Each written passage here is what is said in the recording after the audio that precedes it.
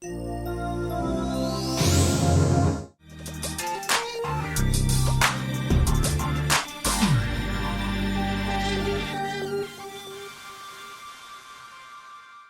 you feel like there should be more responsibility on the part of the industry in terms of the executives and in terms of the artists as well? Yeah, record labels. Yeah.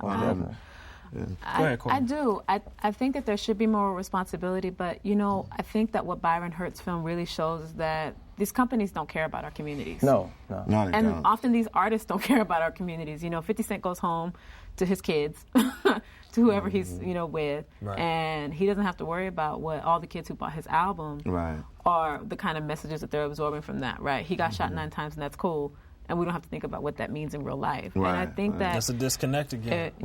And I think that more than anything, if we're going to talk about accountability, we need to start, like I say again, let's take it home. Let's be accountable in our own communities. You know, let's talk to one another. Let's have these conversations in the places where we live and where we work and where we go to school. Because I'm going to challenge you on that. I don't think that record companies are going to do that work. Okay, so let's say I agree, and we should do it at home.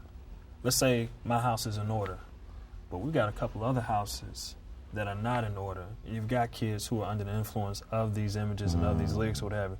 And you may not have the parental guidance there to really structure and tell them, listen, you can listen to this, understand that it's a fantasy, and show them the other side of it.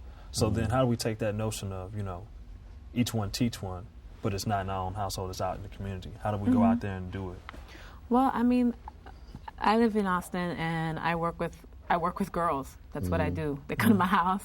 I take them out. I mean, and it's not just myself. There are a community of people who are doing this work with young people. I think it's on those of us, if we care about young people, if we care about the communities that we live in, then there are programs that we can begin. I think having a community screening of a film like Beyond Beats and Rhymes is an excellent place to start because it does such a good job of deconstructing. What do people walk away with when they saw those images? When they saw this screening, what did they walk away with? There's a whole, because I kind of watched it at my house. I'm in, good question. I felt like it was really powerful. It was screened at a local library in Austin called the Carver Library. The place was packed out, multiracial, from young kids to, you know, elders. It was wonderful. Community activists, artists, scholars. So you had a really broad range of people who were there, and I felt like people were really engaging. Really took the message seriously. And it wasn't even that everybody agreed, but that people felt like it was something that they needed to talk about. You know, everybody has an opinion about it. And I felt like it was one of the first times I ever saw a space like that created to talk about, you know, gender, misogyny, homophobia, all these things that are part of our lives. But, you know, we don't have those communities, you know, the African-American community, we don't have those spaces anymore to talk about that, right? Because we all kind of fled to the suburbs. That's true. That's very true.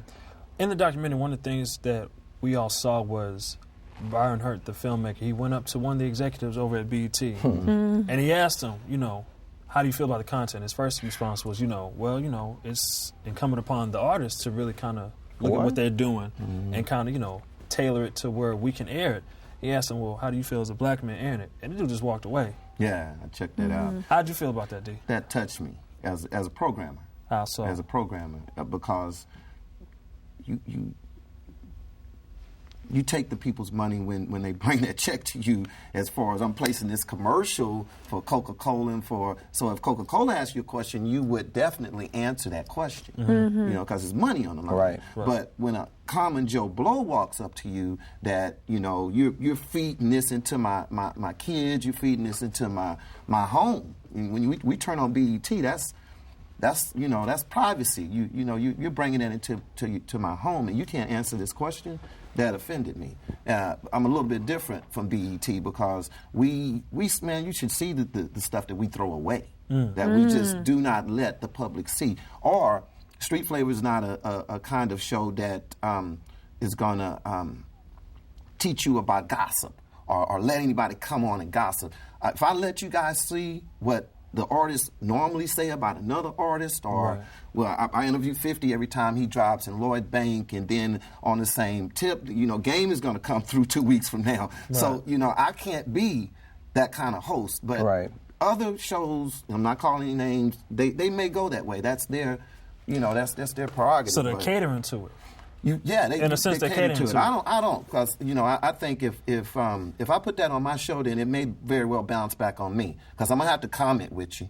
If I sit up here and talk about 50, and you, man, 50 this, 50 that, sooner or later, I'm even have to agree with you. And then I even have to answer the 50, or I'm going to have to answer to the game. So I'd rather just play the background. And see, the thing is, too, I think the element of this is that people have to understand it's a business. Yeah. And it's treated like a business, but it didn't originate as a business. No, it didn't. Hip-hop originated as an expression, a way to get out from under the oppression and be able to express what people were really feeling during certain periods of time in our history.